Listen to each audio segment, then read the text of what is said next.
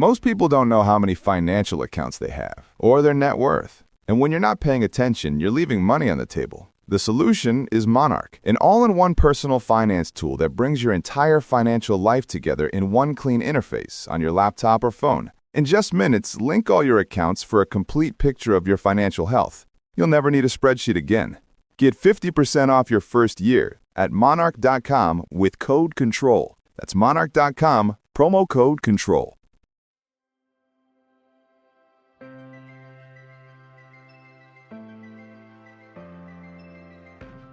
As a small business owner, have you ever felt overwhelmed by the pressure of choosing the right hire or leading a team? Or have you ever found yourself tolerating a bad hire because you fear trying and failing again as you repeat the hiring process? If so, you're not alone, and you are in the right place. Welcome to the Growing Your Team podcast. The Growing Your Team podcast teaches business owners like you to expand your unique business by teaching you to master the hiring and team management process. Hiring and managing a team does not have to be a challenge. You just have to learn to do it right. And the Growing Your Team podcast teaches you how to become a confident leader who hires right every single time.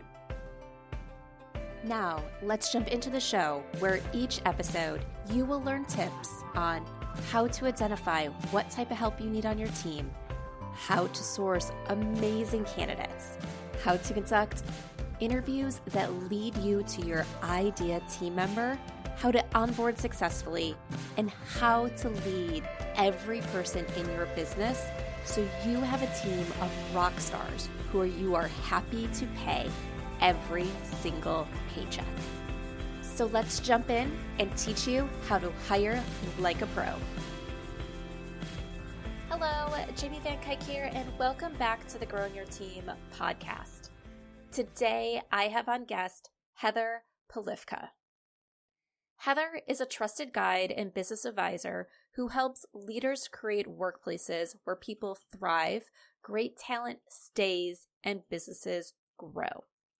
Heather founded Awesome People Leaders, a manager development experience to address the prevalent gap in employee retention and engagement at companies of all sizes across multiple industries.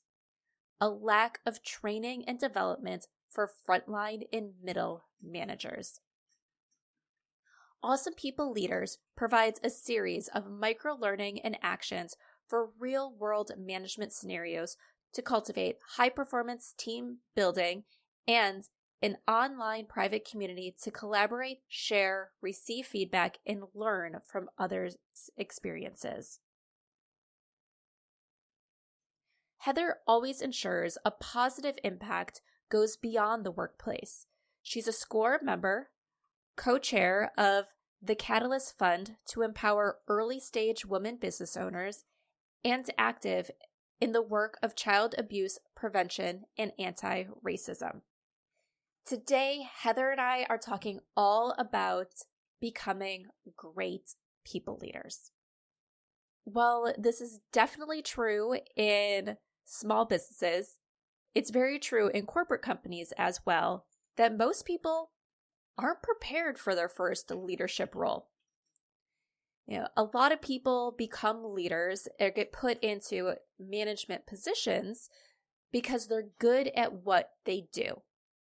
People see potential in them, and so they're asked to step up. And when you create your own business, you become a people manager when you hire your first employee or contractor to support your business. But you might have never been trained to be a people manager. And as most people find out, it's not as easy as it seems. When you're in corporate, you have the potential to learn from others. You have senior management that might guide you or at least provide an environment where you can see people managers in action. But when it's you and your own small business, you're not always lucky to have other people guide you internally in your business to be a better people leader. But it's so, so important if you want to succeed. So Heather and I are talking today about why it's so important to strengthen your people leadership skills and how you can become the people leader that your small business needs. So let's jump into the conversation. Hi, Heather. Thank you so much for joining us today on the Growing Your Team podcast. I am so excited to be here. Thank you for having me. Yes, I'm so excited to have you. Before we get started in today's conversation, can you tell us a little bit about you and your business? Yeah. So Heather Polivka, I'm founder of a manager development experience. It's actually a first of its kind manager development experience called Awesome People Leaders. And we incorporate neuroscience, like how our brains actually work, into the entire experience. And that includes things like 15-minute micro lessons, how we serve up the content, all the things. I think what's most important and compelling is we combine high tech with high touch. So yes, there's online asynchronous learning that people can access when it works for them in short little tidbits, but it's combined with high touch, meaning that our participants have access to experienced, team leaders for 24/5 access for questions, support, coaching, etc. And our leaders are people who've actually led teams for 10 plus years, high performing teams. So we don't have theory people who have learned all the best practices but never actually had to do it. We are people that have actually had to have those tough conversations, who have actually developed talent into their next exciting role. So that's what I think makes our experience unique, compelling, and one of a kind. Yes. It's funny that you talk about those theory people that have never actually led. I remember reading a book by a very popular business leadership author. And that was actually one of the things she said. She said, I spent so much time learning about leadership and studying it and, doing all these things and putting out books and telling people what to do.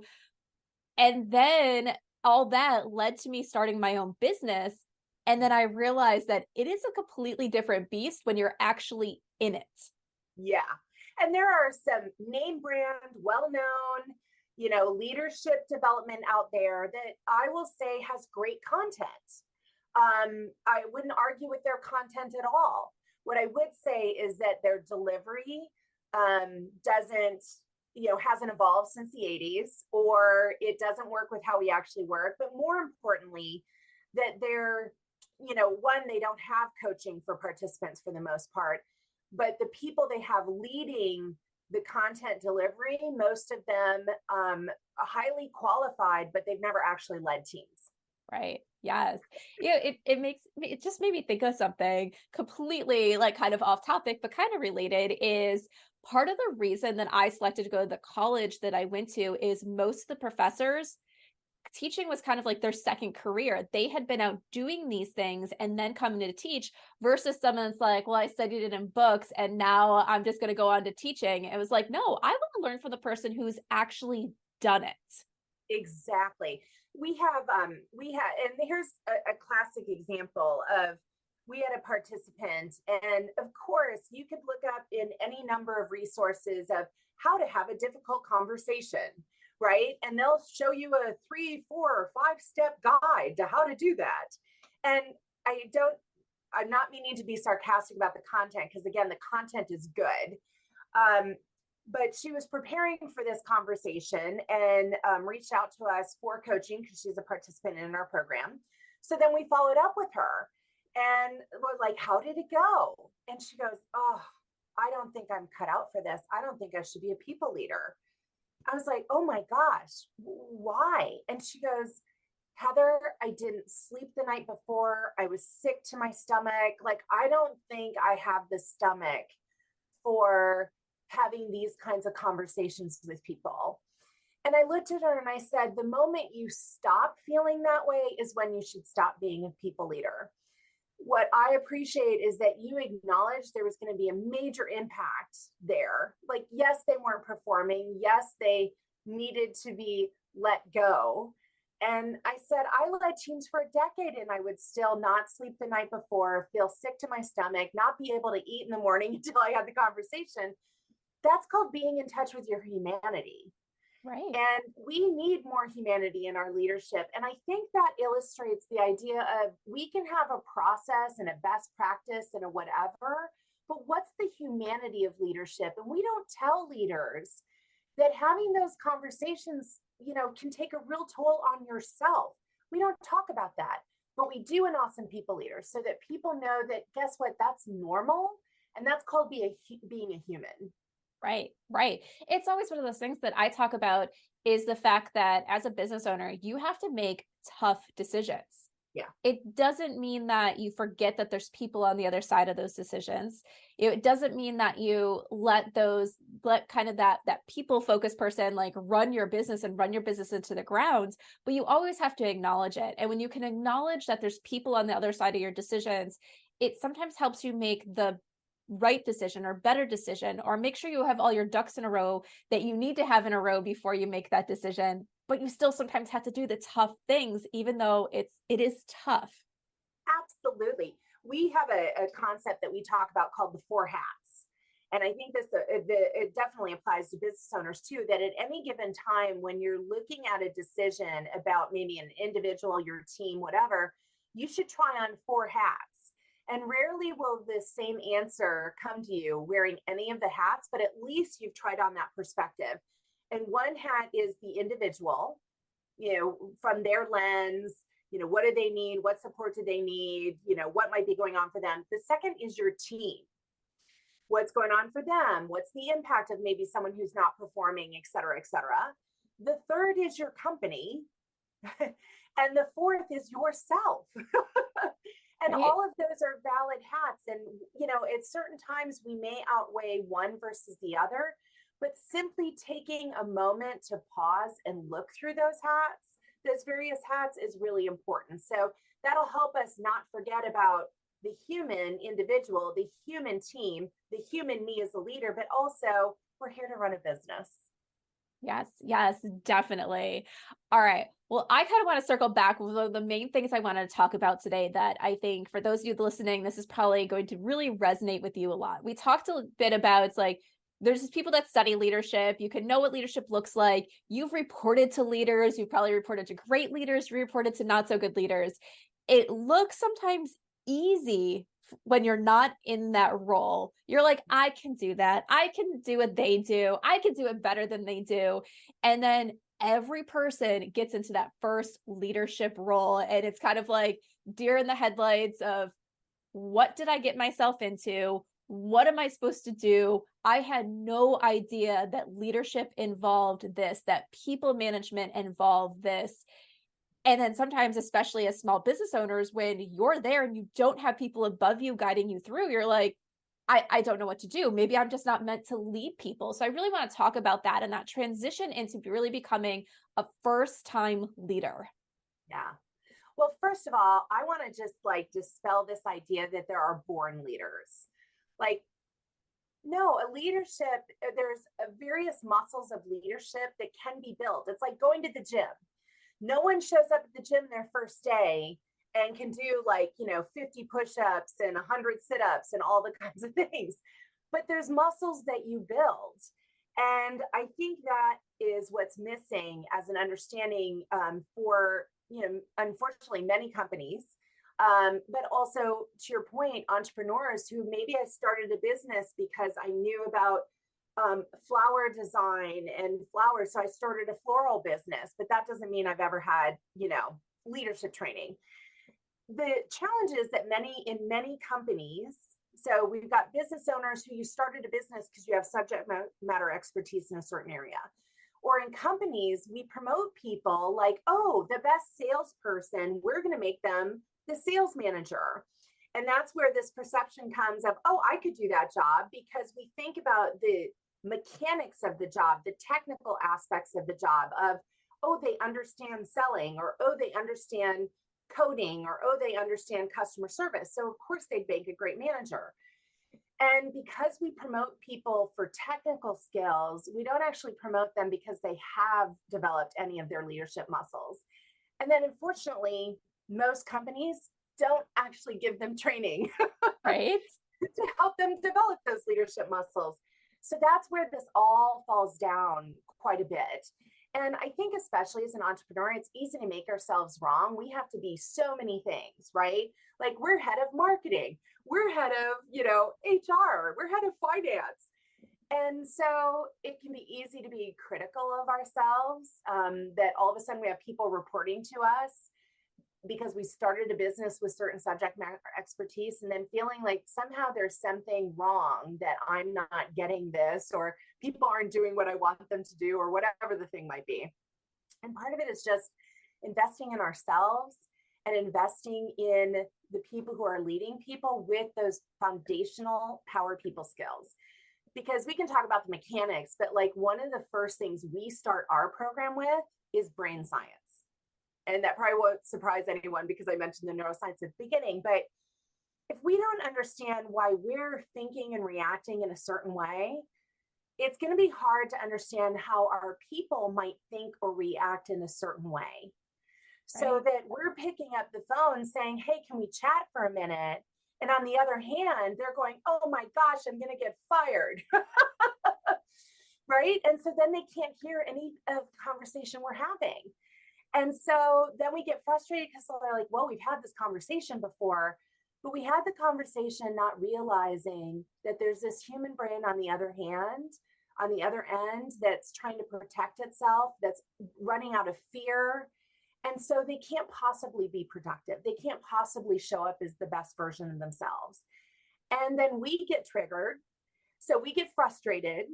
And then our brain starts acting because we've got the survival of our business at hand. And so understanding how the human brain works, just at a 101 level, we're not giving anyone a PhD here, is really important because we are human beings leading human beings.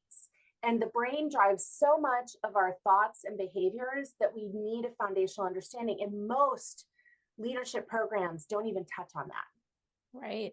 Yes. Yeah. I think that that's so important because, and if your employee is like freaking out the moment they come into a meeting with you, like you said, they're never going to hear anything. And if you know that, you can focus on how do you get them into the right mindset to be able to focus on it. How, instead of calling up and say, hey, can you come chat, being like, maybe give them additional information before they walk in the door so they know what it's about, things like that, where you can learn to help them versus like, all right, we're just going to wing this. And hopefully you're seeing things the same way I am. Yeah, exactly. We were talking with a group of chief technology officers of small and mid-sized businesses. And I mentioned the brain science, like that our brains are wired to keep us safe. And so our brains are always on high alert during change, during ambiguity, things that we perceive as a threat, even though someone else may not. Our brains are constantly scanning our marketplace, and the environment around us to prevent and protect us from threats. And so with that in mind, we have to lower that threat response in the brain. And one of the ways that we do that is recognition, having people feel known and seen and heard for who they are and their talents and their gifts. If any of us thinks about someone in your life who can tell you the tough things, whether that's, a partner or a good friend or coworker or parent, you have a lot of trust with that person. And they can tell you the tough things because they think you're pretty rockin'. They see all the amazing things about you.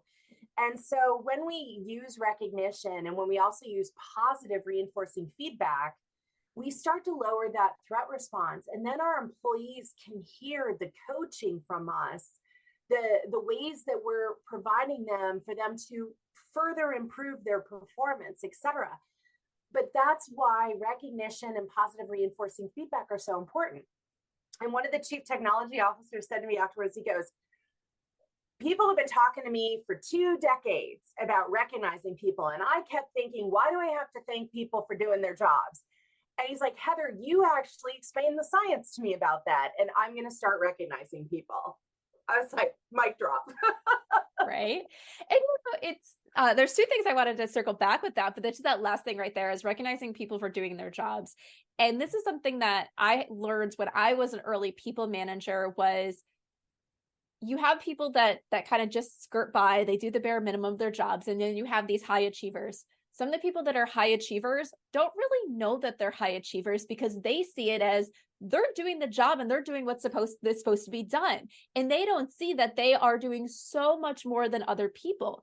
And when you help them start to see and realize that they're doing more and going above and beyond, and you're recognizing that, it helps them realize that, wow, I am a rock star employee. Like, I am doing really well. I am not slacking. Because like, if you're a high achiever and then all of a sudden you have a day or a week where you're just like, feel like you're just skirting by, you feel like you're failing. And it's just like, well, no, just this week you didn't do like above and beyond, but most weeks you're above and beyond what I need. And once I really learned to kind of recognize that above and beyond and help them see that, they felt more confident in their role and what they were doing and what they were producing, and they achieved even more, and they were able to be promoted elsewhere in the organization because they stopped seeing themselves as kind of failure. Am I doing enough? And you help them see you're doing more than enough. Yeah, I love that you called that out, because the amazing thing is, when, to your point, when you point that out to them, when you have them like, this is what I see, they can start to see themselves that way, and then they level up. And the more they level up, and I want, like, to your business owners listening to this, the more you level up your staff, the more you can level yourself up as a business leader. And get out of some of the day to day. So it's like this magical dust, but it's actually not so magical. Right. To have those high performers level up, it's amazing when they know they see them that way, so they can start to see themselves that way.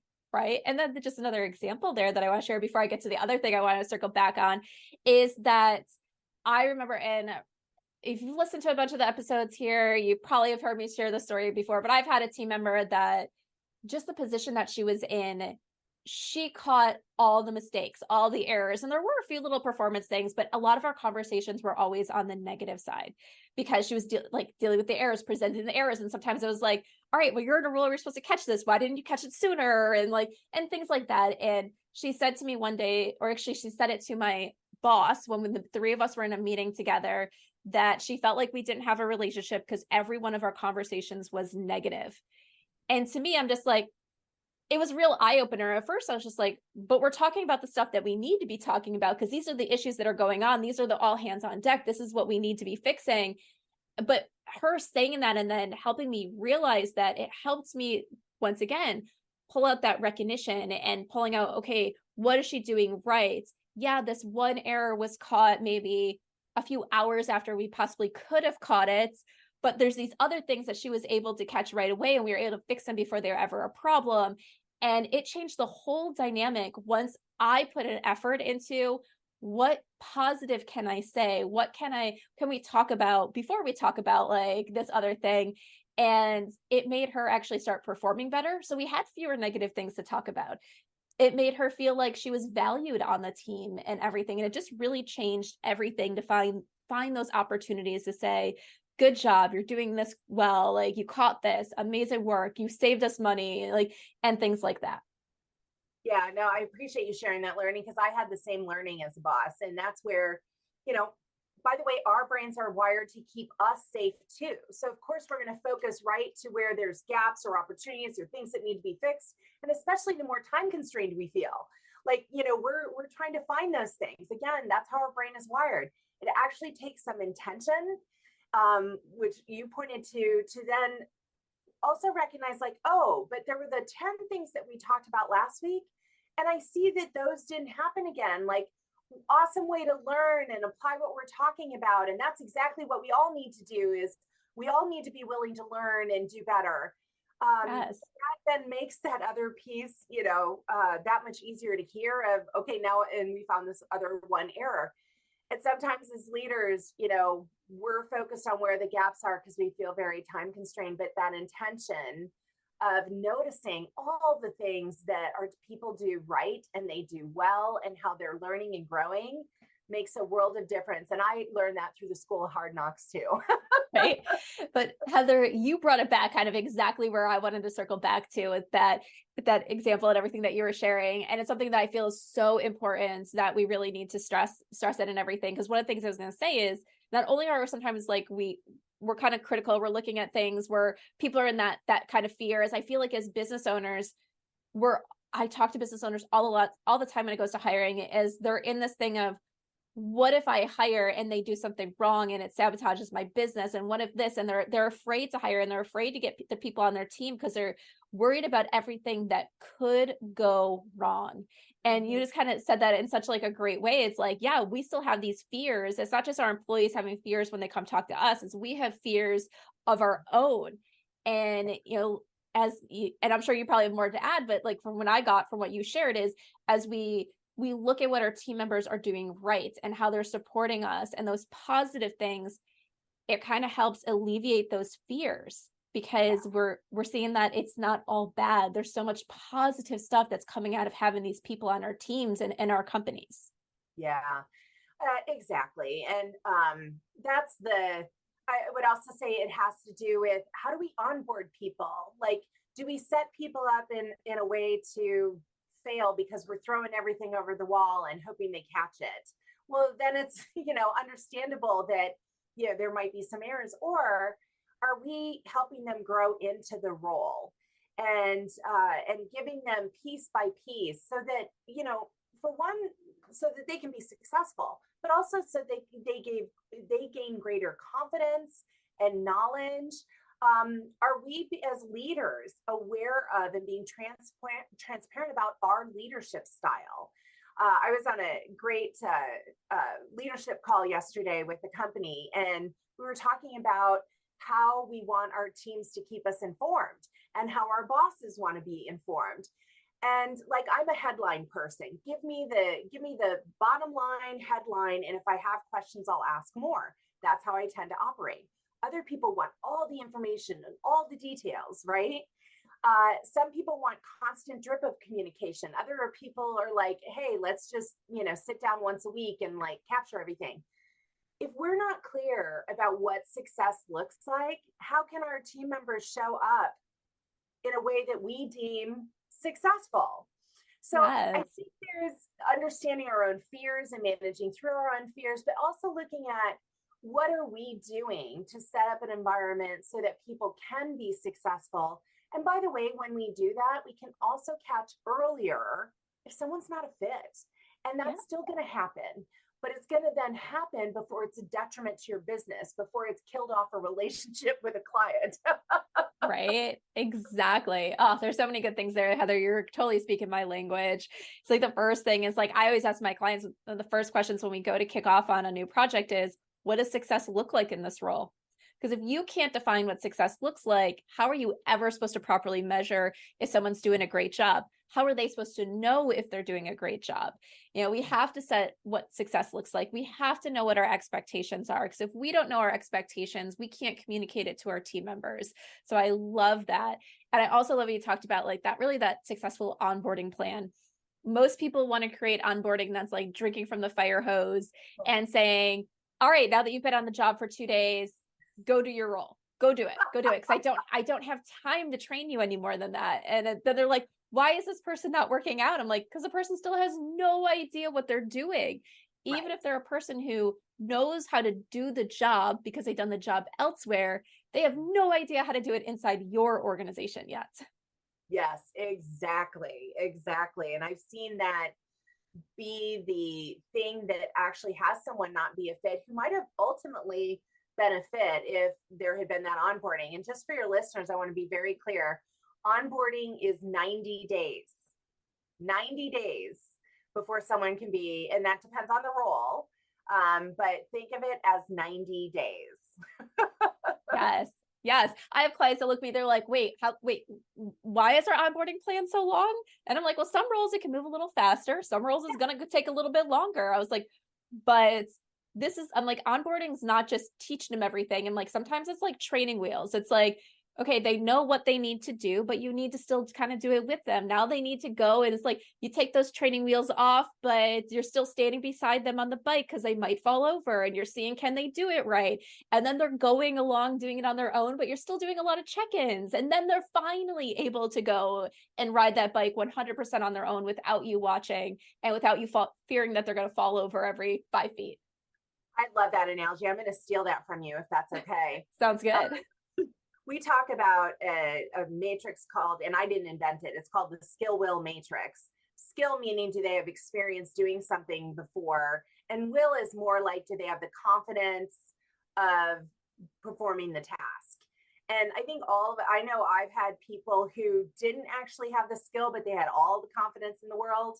I've also had people who they have so much experience. I don't honestly understand why they don't have the confidence to take something on. But having that conversation with your team members adapts how we should be delegating or handing off things to them, so that one, it happens effectively. I mean, that's, important, but two, so that we actually build their skills and build their confidence. And it can sound like cumbersome to take that time, like to work alongside the training wheels and then take the training wheels off and be there and then like cheer them on, but still make sure they're okay. The fact of the matter is, it's a long-term investment. By investing that time, that's how you build team members who will stay with you for a long time. That's how you build people who can constantly level up into taking on increasing amounts of responsibility. So you as a business owner or as a leader can level yourself up. It requires that investment. It doesn't just happen. And that's what's been missing about a lot of people leadership, is understanding that is a job. Leading people is a job. There are muscles and skills to build specific to that have very little to do with the technical aspects of whatever your business or function is. Yes. And I think that's so important. Like that last little bit is like, leading people is a job. It is. And if you're going to run a business, you need to know how to lead people. And even if you're listening to saying, well, I'm never going to have employees, well, guess what? Contractors, those relationships you have, that's still leading people. Some of those leadership skills fall over to conversations with your clients. There's so much of leadership in running a business, and it's more than just having employees on your team. Absolutely. In fact, there's a lot of what we teach that I think they're foundational sort of emotional intelligence, people skills. Like, do we understand how to influence people and meet them where they're at? Do we understand the sources of conflict so that we don't make it personal and about the person? Do we understand what our default way of addressing conflict is, and how sometimes that works really well, but other times it can actually cause damage? Those kinds of things are just about knowing and understanding ourselves as human beings so that we can flex to the world and the circumstances around us. Yes, exactly. All right. I want to circle back to like the onboarding and everything just real quickly, because we talked about that 90 days. And I know once again, people are looking at that as like, I need someone before 90 days. And one of the things that I always talk about is, just because they're learning doesn't mean they're not producing. Yes. And just because this one part of their job might need that full 90 days for them to get up and running, but there's other parts of their job that they might be able to start doing after the first week. So you're still getting something out of them during those first 90 days. It's not like you're just in training that entire time. Right. Yeah. No, thank you. So I think you just helped stop some hyperventilating from anyone listening to this. Yeah, no, that's so true. There's things that they can be productive with right away, but getting the full context and understanding how to work, with you, with your team, with your clients, that's what can take, the longer cycle, and having that understanding. There's also ways that you can expedite that. And we teach a lot of those tools in our course of ways to increase the building of trust and understanding very quickly of how things work. But again, that's oftentimes some of the work that doesn't happen. And so people have to figure it out. Now, I'm going to give just one little example, but it's like, take this little example and then you go, whoa, I started a new job and I'm so excited. And of course I showed up on the first day at the time they said and the place they said, and woohoo. What no one told me is everyone brings their lunch and they eat lunch together at work. So there I am, my very first day I didn't bring my lunch because no one told me. And so on my very first day, I want to be part of the gang. So of course I sat with everybody at lunch, but I had nothing to eat. And no one needs to feel sorry for me. And, it was not a health risk or anything, but those little nuances, that's why it's like this one micro example, but what about all the other ways of operating? Like, who sits where? Do we use Zoom, or do we walk down the hall, or do we send an email, or do we send a chat? There's all those ways we have of working that mostly in most organizations and companies of all sizes have not actually been laid out. It's just the water we swim in. So we think everyone kind of knows. But that can very quickly either help someone feel like they belong and they're included and they can get up to speed faster, or it can leave someone left out with no lunch on their first day of work. Yes. I love that you brought up that example, because that's one thing I tell my clients when we're talking about welcoming that new team member. And I'm like, all right, you're going to send them a list of what to expect on that first day. And I always say, what about lunch? What are the plans? And they're like, I never thought about that. I'm like, exactly, because you're here every day. Are you going to give them an hour to say, all right, you're on your own, come back? Are you going to have a team lunch? Are you taking them out to lunch? Yeah. Are you in an environment where everyone brings their lunch? And yeah, they have the ability to go out because it's their hour, whatever they want. But as you said, like if everyone's sitting down and it's your first day, you're going to take that opportunity to get to know people. Well, most people will, instead of being like, peace out, I'm going to get my own lunch, I'll be back in an hour. So I'm like, it's those little things that make someone feel comfortable coming in. You know, it's even sometimes as much as, what door did they use when they enter? You know, like, is it you have a back entrance that all your employees use, but this employee can't because they don't have their key yet, they don't have their card yet. So say, hey, well, most of our employees use the back entrance to enter during the day. You'll have to enter through the front on your first day because we need to get you checked in. We need to give you your credentials.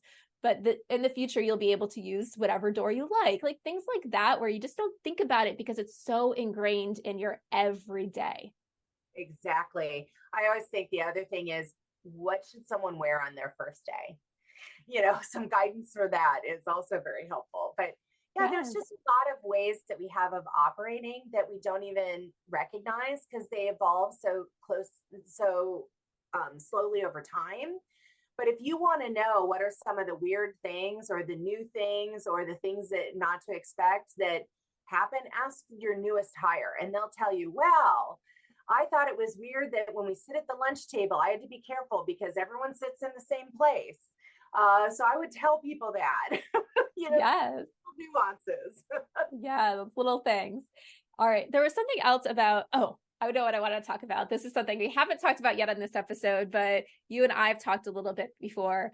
When it comes to, I think, that onboarding and training, or even if you yourself, you're going to go through a training program, you bring up something that I don't think most people think about, and that's how much information people can actually absorb. And I think this is good when you're going to train your new team members, because once again, no matter what, to them, it's probably going to feel like a lot of information is coming to them that first week. There's so much they have to learn, but you want to make sure that they can absorb as much as they can. So tell us about how much we can actually absorb when we're learning. Yeah, the optimal, and this is by the Neuro Leadership Institute, the optimal is about 20 minutes of content or less. I am going to say that again because people like 20 minutes or content or less is optimal for absorption. But of course, that's also assuming, people aren't multitasking, et cetera, which, by the way, we should do away with multitasking because that doesn't help with absorption, recall, and it's actually less productive. But I digress. Maximum is really about up to an hour. And even then, think of it like each of us, our brains are like a teacup. And there's only so much liquid you can put in a teacup before it starts spilling over. An hour is really that maximum before the brain needs a break. So, and I appreciate you saying this, that most onboarding is like drinking from the fire hose of information. And then we wonder why no one recalls anything. We go, well, we covered that, on day 2, and like anyone could remember. And that's actually the challenge I saw with a lot of manager development programs, is that they are flooding too much content. So the content is great, but they're flooding too much at once. That's why we've designed our program of 15-minute lessons or less. And the other thing is we need space between learning to be able to absorb it, to wrestle with it, to think about it. So that's, again, we have what we call spaced learning, which is a concept from the Neuro Leadership Institute. So let's say that, you have your first day of onboarding for employees. I wouldn't have them sit through a bunch of training videos the same day. They won't remember. At the very minimum, a training video and then a break. So maybe it's a training video and then time to network with someone, have a meeting with someone, and then quiet time to reflect. Then they're ready for their next training video. Then meet with someone, because it does a couple of things. One, it breaks it up, it allows that space, but it also engages our brain in different ways. And we're then more likely to retain it. So it's really important that not just the amount of content at once, but that there's space between content if we want any hope of retaining it. And then we also need time to wrestle with it. We need to apply it in some way, because that will help us to recall it when we need it later. Yes, exactly. I always tell people, I was like, let's say you're hiring someone for a full-time job. You don't have to find ways to train them 40 hours that first week. No, that's way too much. They can't absorb that. It's how do we have these little pockets of training plus application time plus, I call it sometimes self-guided learning, but it's not so much training or watching training videos or things like that. It's how can I get my hands on this and see it in real life? So for example, when I work with interior design clients, a lot of times that training, it's like, okay, we're going to talk about things. Now I want you to go into these files and look at some of the past designs we put on with clients, read through the emails, see the type of stuff that we put in there. So we're not just talking about it. Now you're going and seeing it and things like that. It's like, some of them, I think it was a bookkeeping client. It's like, okay, well, go look at some of the past things for the clients that we've talked about and some of the reports so you can really see it, get your hands onto it now that we've talked about it. And it's building in some of that stuff. It's like, we're not expecting them to do anything with that content yet, but now that we talked about it, now that you learned about it, see it in action, absorb it, digest it.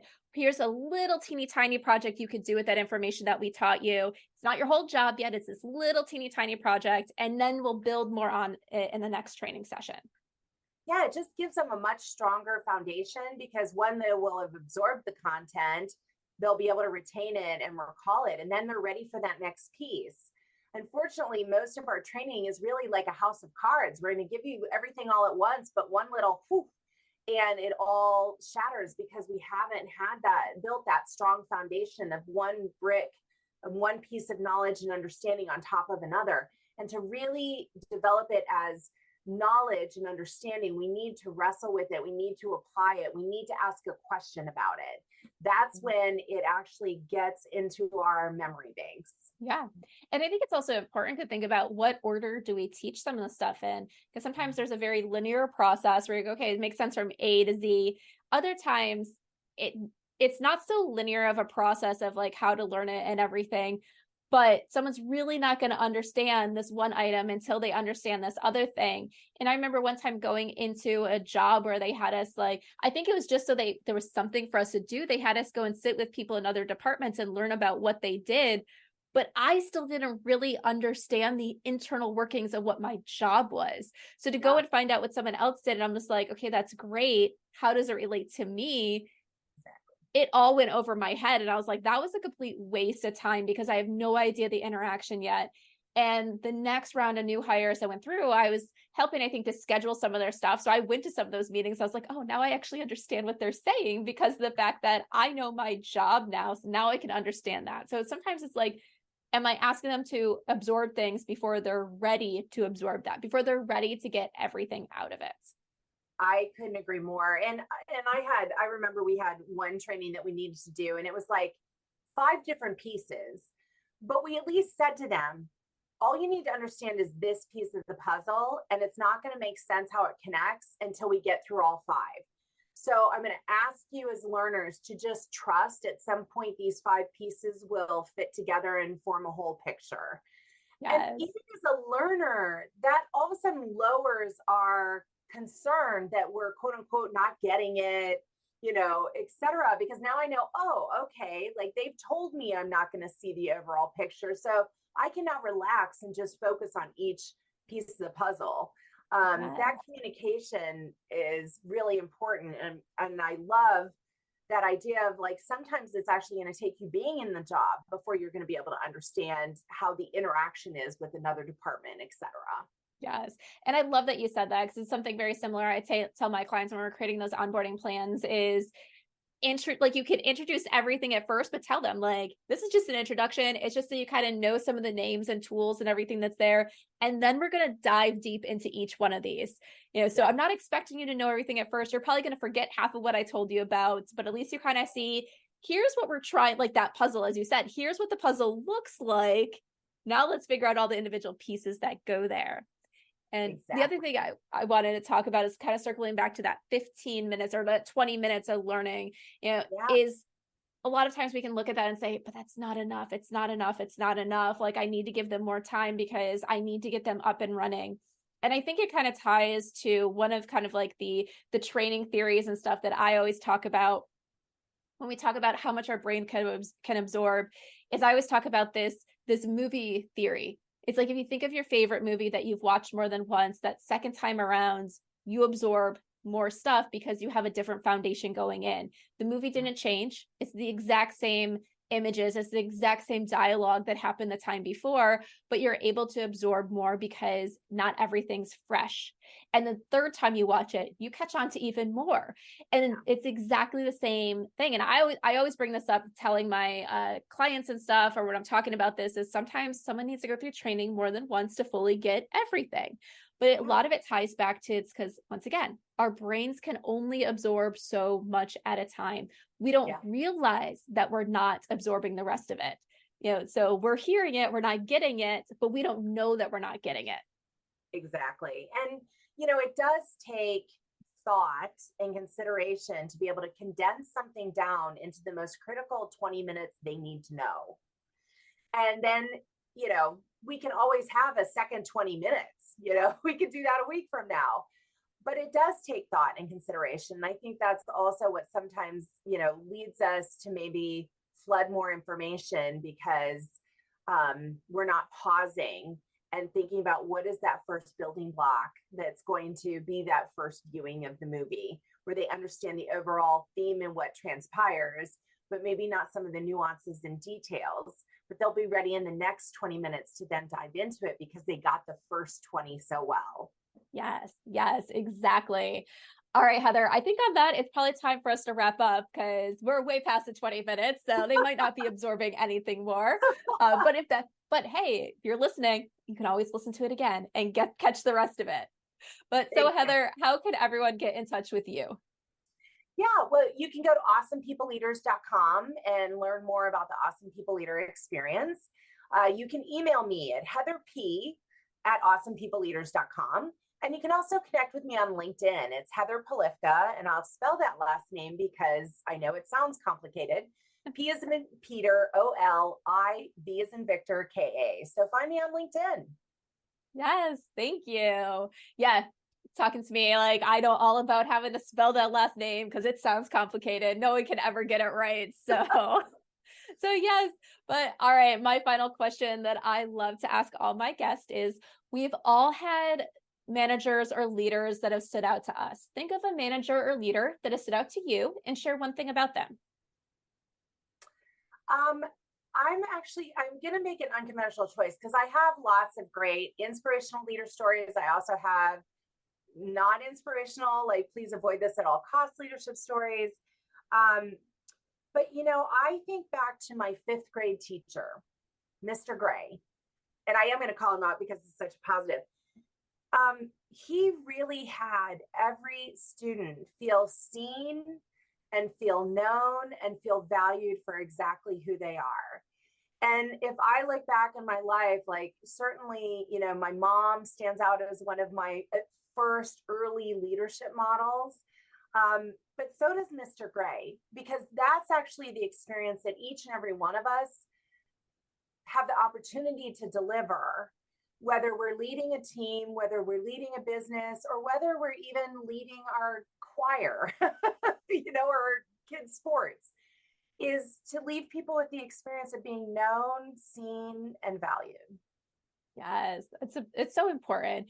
And I love it when people bring up these examples of early on, like this is your teacher in childhood. Leaders make a difference in people's lives from the very start. And in that example, you weren't an employee of his or theirs. Like, you weren't, but they still, like, as we talked about earlier, like, having these leadership skills is so important because you impact people on so many different levels as a person. Those leadership skills are so important. And this person had the opportunity to impact your life early on. And it's so important when people see that they have that power to impact people's lives all the time. Exactly. All right, Heather. Well, thank you so much for joining us today on the Growing Your Team podcast. Thanks for having me. And that wraps up this episode of the Growing Your Team podcast. Thank you so much for listening. Be sure to follow or subscribe to the podcast so you don't miss new episodes. And if your favorite podcast app has the ability, leave a review and let us know what you love about the show.